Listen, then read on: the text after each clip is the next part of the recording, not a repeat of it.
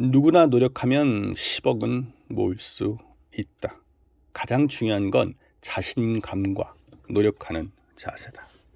10년 정도 고생해서 10억 한번 모아보자.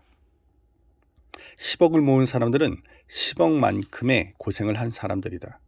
그래서 대부분 젊은 시절에 상상을 초월한 고생을 기꺼이 감수한 사람들이 많다. 젊어서 고생을 하다 보니 돈에 대한 감각이 보통 사람보다 더 빨리 트이고 호주머니에 들어온 돈을 효율적으로 관리하는 것도 본능적으로 터득한 것이다. 또한 대부분 외향적이고 악착 같은 성격의 소유자가 많으며 자신만의 전공 분야가 있어서 한 우물을 판 경우가 대부분이다. 여자의 경우 배포가 두둑해서 통이 크다는 소리를 듣는 사람이 많으며 남자의 경우 심지가 굳고 주관이 뚜렷한 분들이 많다.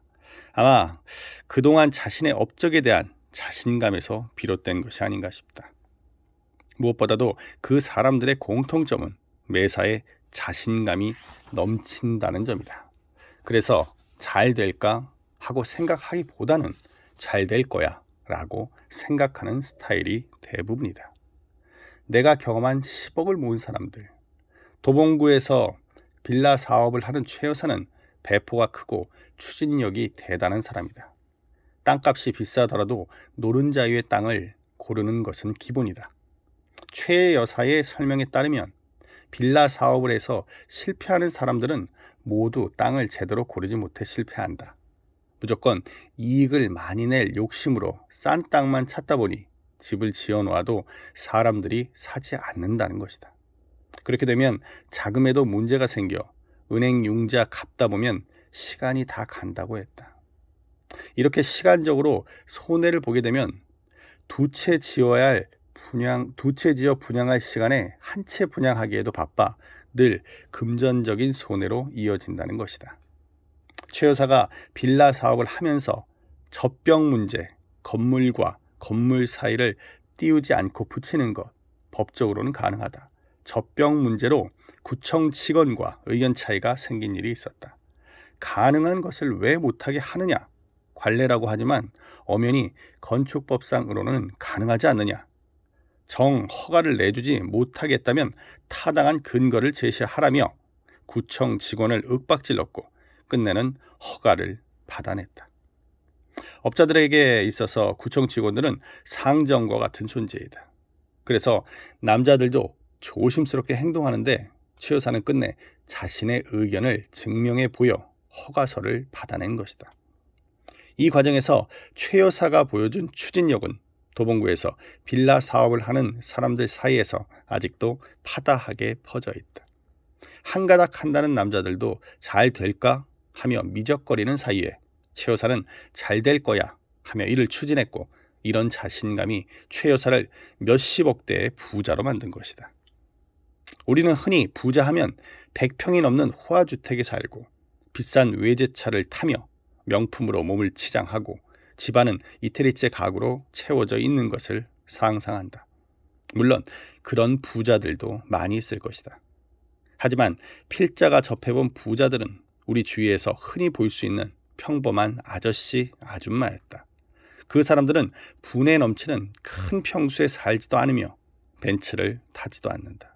대개 3, 40평대 아파트에 거주하며 그랜저 정도의 자동차를 이용한다. 에쿠스를 타는 경우도 별로 없다. 대부분이 아직도 검소한 생활을 한다. 가끔 지점에 들러서는 판촉물로 나오는 치약, 비누도 꼭 챙기고 은근한 목소리로 지점장님 하나 더 줘요. 쓸 데가 있어서요. 라고 한다. 아주 평범하고 쪼잔한 우리 옆집의 아저씨, 아줌마들이다. 나도 10억을 모을 수 있을까? 그 사람들에게 무슨 비결이라도 들을 양으로 어떻게 그렇게 돈을 모으셨어요? 라고 물어보면 김 지점장도 모을 수 있어요.